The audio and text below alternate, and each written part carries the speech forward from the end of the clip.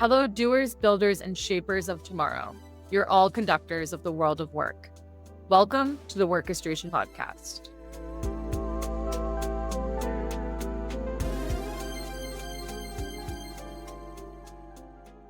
Hi, Donna. Good to see you. Good to see you, Stella. We're back. We're back. It's been a minute since what, 2023? Yes. Almost 3 years. Wild. Good times. So we had a podcast called Internet of People. We focused on Web3 because it was all the rage. We took a pause because AI completely changed the conversation. And now we're back. We are back and better than ever. I think so much has changed in the world. And I think our new kind of rebrand that we're very excited about is kept up with all the variables at play, if you will. So we're now Workestration. And that's WORK-stration, not orchestration. And I know that's a cute way of playing on words, but there is a message in it because it's not thinking about AI as a technology. It's not thinking about workers as empowered individuals with that technology. It's really about the collaboration between the two. And the way the work and the world of work is transforming is really about enabling that environment where the work gets allocated to the right worker types, and the technology is enabling that collaboration to create something better, something more fun, something that is very unique that humans enjoy doing versus something that is routine and boring, let the machine take over that. Yeah, absolutely. And I feel like, as you think about the name, it's also so much of who's conducting. And so something Stella and I are excited about is really looking at who are those conductors. And obviously, if you're listening, we believe you are one. And we want to explore the world of work as always, but who are those conductors? And so we've kind of bucketed them into 3 groups. And so we believe that there is the doers, HR professionals, leaders, the builders, the startups, the consultants, and the shapers. And the shapers can really vary from economists, ethicists, technologists, et cetera. And we want to bring those together to really talk about the different lenses of work and where it's going and how many facets, including technology, are impacting it. And the road ahead for us through this podcast is really to share stories from the field, stories from those who are building this future of work, who are using it, what works, what doesn't work. We will do a bunch of interviews with these people. We'll also have interspersed conversations between Donna and I, because we also grapple with a bunch of these ideas, and sometimes it's just having this therapeutic back and forth. It's always helpful to untangle some of the issues.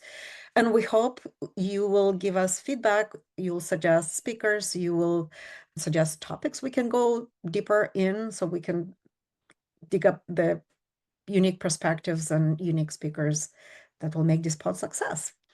So today is one of those back and forth. So Donna, let's talk a little bit about some of the major things we've seen in the past few weeks. Yeah, I know a big one you and I have been talking about is really the entry-level job collapse. And so it may seem extreme, but we're seeing left and right in the news, and we can give some examples of organizations less and less of the need to have entry-level talent when AI is able to really replicate and do these tasks even faster, et cetera. But this leaves a huge work and organizational question of what happens then to our talent and pipelines, and what do we do? I mean, this is the triangle is shifting. I know we have some examples, Stella, if you want to share. I think the Klarna was in the news for announcing that they're replacing some 100 customer service jobs with AI. And what was interesting about their scenario is afterwards they went back and started hiring them back, just because of the pushback from the customers and the immaturity probably of some of this technology to really take over complex cases, to take over the adequate experience that companies want to provide to their customers. And I think it's a telling story. Yes, it's very tempting, especially to finance, probably to say, oh, absolutely, we can, replace 30% of our workforce with technology and gain efficiency from headcount. You don't have bots that are getting tired or taking the weekend off or attempting to unionize, all of the things that come with humans. Yet, though, Stella, yet we Yeah. don't know. Maybe bots will unionize one day. We don't know. Talk about new jobs for HR. Yeah, exactly. We're managing bots and people. A conductor at its best. Exactly. Yeah, the future of HR is definitely being a conductor. We go back to Klarna's example, right? I think on one side, there is an immediate pushback from the customer and the inability to deliver on the expectations. But if you think a longer term, right, let's assume you automate all these routine cases. Those are typically the ones that are being used to train newer hires or early in their journey individuals on how you handle complex cases, on how you have the conversations. So there are a lot of tacit knowledge that gets built at the entry level of your career journey that then makes you into that future leader who can then lead the team or grow in the organizational structure and then become a VP or a CEO one day. So by assuming that these entry levels are just something to be automated and chuck it off to the efficiency, I think companies need to think several times over on the effect that may have on their entry level talent pipeline building. You're absolutely right. And, this prediction of AI taking customer service has been around for a long time, but not in a tangible example, but just an example. We're seeing it in other facets of business as well, not just customer service. But to your point, what happens then when, we learn through observation? We all know that. I know I did early in my career. Many people, you learn by watching leaders, how they behave, how they solve problems. And so if we close that experience, what happens, right? And where are we going to get our future leaders from? But also, how are we going to solve certain organizational problems? Because you may have 100 bots that can do 700 jobs, let's say, or even if you do a one-to-one, 700 bots to 700 people, we don't know yet the lack of complexity of those bots coming together to solve kind of themes and problems. They may be able to summarize themes or issues that customers bring up, but I think there's still that gap, at least where we are in technology, that might change, of actually solving, let me connect this issue here, and this is why we have a turnaround issue or a payment issue or whatever it may be, that a more experienced leader may have, or even an early in career person who's able to kind of put together information that's beyond just customer service. So yeah, it's a huge organizational issue that I don't think we've felt it just yet, but we're at the tip of the iceberg. And I think in the next 2 to 3 years, this is going to be a huge problem for university grads. And I think a better way of looking at this opportunity through the lens of learning, how might we partner that entry-level individual with the knowledge base that they can quickly address the problem for the customer, but also be that front store, right? Use the opportunity to upsell, to delight the customer in a way that it creates loyalty. Because at the end of the day, people don't buy from bots, right? Some may prefer not to interact with any humans, but for the most part, people buy from people. Even OpenAI and Anthropic and all of these companies hire salespeople to sell their products. So yeah, building that human capability and giving them the tools to make them better is probably where best combo is going to come from, not from cutting. Well, absolutely. let's take the next topic, which was around delayering. And Yes. it's, again, all over the news. Different companies are attempting to eliminate whole middle management layers, all in pursuit of efficiency. So now you have a manager who may have a couple of dozens of employees that they have no time to develop, no time to grow. And because the manager is not only responsible for managing people, but also doing their own work too. So in a way, this is another kind of level of compression Yes. that we expect senior managers to make decisions and then the bots to perform the work, and all the value kind of, I don't know, gets allocated to those platforms or the shareholders. And there is something, at least I think of management roles as parenting, right? There's no book that really is going to give you that experience and knowledge until you do it.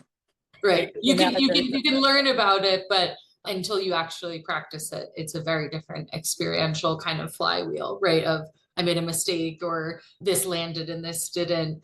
And I think the point on delayering is interesting, because often when you see delayering and the increased flatness of an organization, you also feel, though, the increase of span of control. And in many ways, we're not counting the many systems and bots, agents, whatever you want to call, but that's even in addition to the org chart span of control. So managers are middle management is getting an increase of people span of control, meaning their teams may go from 5 people to 10. But in addition to that, they have all these systems that they still need to connect. And again, while there's lots of, I would say, AI plug and play inside of organizations, we're not seeing that end-to-end connection. And so the workloads are just massively increasing for middle management in these examples. We'll, of course, link all of our examples in our blog, but it's really fascinating. And I think your point of how leaders learn only compounds the stress and burnout that we're seeing in the workplace. It's all kind of coming to a head. As you were talking, I just had an aha moment. The managers, in a way, are the ultimate orchestrators. They are actually the ones who have to define what the work really is and how you allocate it to the right work type. How do you ensure quality? How do you measure that? How do you evaluate performance? How you put in place the feedback loop to create a better outcome next time? And if we're cutting their role, their responsibility, there is a risk there that we may end up with work slop that we already see entering our vocabulary into the workplace next to you. Yeah. And even more to that, I love that. You're absolutely spot on. When you said that, I was like, oh, I didn't even think of that. And even more, we're not seeing, especially in the US, I won't speak to the global, but especially in the US, we're seeing very low turnover right now because the market is softer. And so what happens if we return to a 2021 where the market was obviously much healthier? There were, especially in the tech sector, you saw people leaving for jobs for much higher pay. What's going to happen then when you have all this compression that you just discussed? And if the market changes, it'll be even more interesting, because so much of the orchestration requires people with the knowledge to know who are the people, who are the systems, what are the processes. And so you're putting a lot of organizational risk on the few in the middle. And how will they be expected to become senior leaders one day if they don't have the experience of managing teams? Yeah. Let me ask you this, and this is controversial, but do you think our senior leaders today even understand what middle management is living through? I doubt. There was a very interesting article I saw earlier this week. Ford CEO had conversations with Gen Z workforce. And it was kind of a big enlightenment moment, because he was told that they have to work 3 jobs in order to make a living. So I think there is a lot of disconnect. And the middle management is probably the only conduit to escalate and elevate some of these issues up. Yeah. And they're feeling, again, not to sound like I'm exaggerating or anything, but if what we're seeing in the trends and the data shows us is true, they're getting compressed. There are less of them. So there is also a self-preservation kind of behavior happening where they want to help, let's say, the generation below them inside of the workforce, but they're also hoping they can keep their own roles, right? It's a complex issue that I think drives a lot of interesting behaviors where you may have senior leaders who are or are not necessarily plugged into what's happening in the experience of middle management. But they certainly are far removed from Gen Z, but even the next generation coming into the workforce now, that it's a totally different experience, economy, skill set, all of the above, and the macro lens of rent and cost of living just increasing year over year. One optimism I have about this is the whole concept of holacracy, and maybe it's something we can bring in one of the future conversations, because you may be delayering and eliminating certain management oversight roles by empowering the team to share that responsibility. So in essence, you have at the team level developing the capabilities because you can rotate or you can reallocate some of the management accountabilities across the team. So in essence, you don't need one person to be the jumping stone towards the leadership, but you have teams helping each other develop those skills. Yeah. Nevertheless, I think the HR processes and the programs and policies and the way we do manage careers and manage performance is not supportive of that model, not yet. So maybe that's where the opportunity comes for us. It's a really great point. Yeah, and the gap that exists, but hopefully we can get there. We've talked about that on our previous podcast, Internet of People, but I think the trends that you see in how organizations measure, especially performance, that is still really has not been revolutionized or changed, if you will, in I would argue 3 to 4 decades, right? Like truly changed. And so I think that's really ripe for kind of a totally new model, completely new model, because it's still kind of in the industrial early information age and not where we are now. Not only the knowledge economy, but our human machine collaboration. Absolutely. Yeah. And we need new performance management systems for agents, digital agents, just as much as for the human agents. That's right. And not only their performance, when people think of performance, it's like their goals and the kind of like their productivity measures, but even behavioral, right? If we really think about it with like agents, like there are so many interesting things happening in the policy world of agents and AI and privacy concerns, et cetera. What happens when an agent might not collaborate nicely with whether it's a human or another agent? It's very fascinating. Very, very fascinating. If we are to think what's coming ahead and share with the audience, right? We plan to invite people who are building some of this technology that is enabling, and we advise a bunch of these startups. So we'll be excited to bring some of the founders and developers. We will bring shapers, those who are really conveners and those who are looking at it as an opportunity to have a multidisciplinary conversation, like Andos Labs and some of our colleagues from NYU and other academia representatives. And more importantly, we want to bring people who are actually users, stories from the trenches, what works, what doesn't work.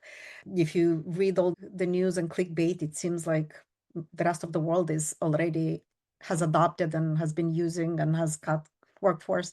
When in fact, I suspect the real story is like we're all experimenting, we're all having pilots, we're all failing at our pilots because we're not looking at it as a transformation opportunity, but more as another project to take on with the hope that it will solve itself, just because this technology is so much easier, and not looking at it as yet another human change that is always difficult to pull off.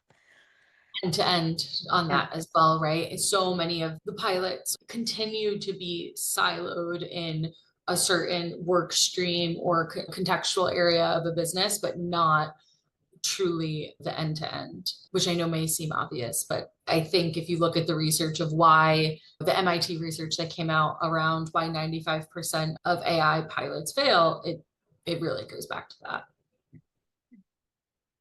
So if you're listening to this, send us your stories, send us suggestions, give us feedback. We are here to learn together with you. We're using this pod as an opportunity to get smarter by asking the smart people who are building it. So your suggestions and ideas are welcome. Send us an email to either Stella or Donna at workestration.ai. Find us on our website. And what we're thinking to make this as a staple closing for the podcast is think of it through the lens of team human and team machine. What has been happening, what came across our feeds that points to team human winning the race versus where the team machine has a outweighed benefit this week. So do you want to go to the team human and I'll take the team machine this week? Yeah, sounds great. So for Team Human right now, what's really interesting in the US, we'll kind of hit on global issues, but for this week, the US, Senator Mark Kelly, a Democrat from Arizona, released his plan called AI for America. And it's this idea of essentially a fund, like a trust fund called the AI Horizon Fund. It would be funded by tech companies and would support union-led apprenticeships and coordinate at the state and federal level for workers' development. And so this isn't a new idea, right? There's many industries where they collaborate with the government to help upskill or even generate future career pathways and opportunities. On the other side of this, the Republicans in the US are staying out of the way. Ted Cruz from Texas did the AI Sandbox Act, which would essentially give developers the space to test AI without being held back by inflexible or outdated federal rules. Quoted by him, a staffer said the bill is overly broad and it gives too much authority to the Office of Science and Technology Policy to determine which federal rules are overly burdensome, but hopefully Cantwell staffer is hoping that they can narrow down the bill a bit. But I think this just shows the two sides of how and when does the federal government and the state level really get involved when it comes to technology, because of the massive economic impact that many economists and technologists are guessing for the future, right? Are predicting rather. So now let's talk about Team Machine this week. So I'll geek out a little. I got the invite to Sora 2, which is a video generation tool from OpenAI. And man, it's insane. It's a matter of a minute where you speak 3 numbers and then you take a screenshot of your face and you move your head around. And based on those little snippets of information about you, it generates videos with simple prompts. It is mind-blowing, and I need to continue to experiment with it. But thinking about on a positive side, the ability to now generate and express your creativity in very different ways.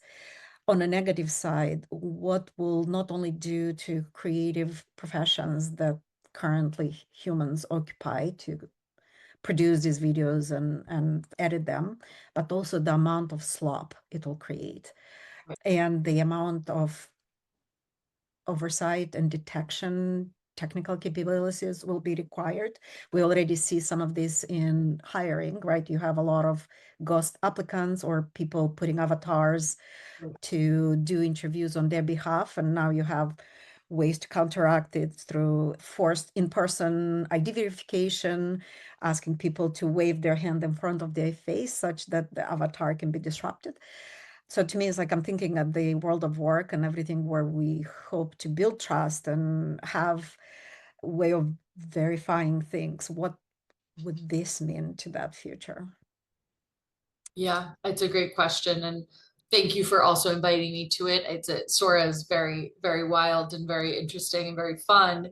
But I think the broader question, work and what this means for social now that we're seeing already in organizations, whether it's hiring or just even the application process, a lot of resumes and then ATSs using AI, and it's caused a lot of slop. So it's fascinating, scary, exciting, all at once, which I think is why a lot of people, the word I often hear is overwhelmed. And I think often we shut down when it's too overwhelming. Disengagement, I think it's the most dangerous to take in this case. And hopefully the conversation today will prompt you to pick a topic that you feel is important to think deeper about. And if there is an opportunity for you to take a stand and influence it in any way you have authority over, control over, hope you take the chance. Now is the time to really reorchestrate how that world of work, where we spend most of our time, is shaped.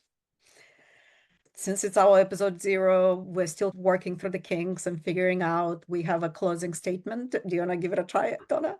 Sure. So that's your sheet music. Now go orchestrate. Woohoo! Love it. Till next time. Yes. See you soon. See you soon. Bye. The Workestration podcast is an exploration in the evolving world of work, driven by the fundamental questions: where is work going? How can we make it better? And how do we get there? By engaging with diverse perspectives from doers, builders, shapers, the podcast aims to provide a comprehensive understanding of the future of work.